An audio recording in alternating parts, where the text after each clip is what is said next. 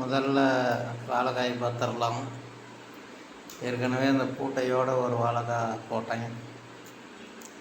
இப்போ 1 மாதம் ஆகுது இந்த காய் விட்டு. 1 மாதத்து வாழைக்காய் தான் இது. அடுத்த வீடியோ போடுறேன் இதே தவிர.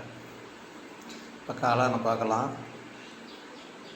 காளான் இன்றைக்கி உளுத்தான் ஒரு 100 கிராம் பக்கம் வரும்.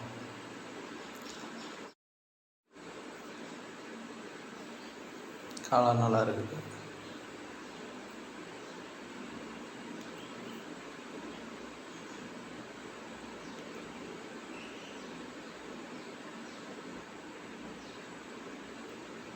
அவ்வளோதான். இது 108 கிராம் இருந்தது. 8-9 கிராம் 30 ரூபா. நன்றி.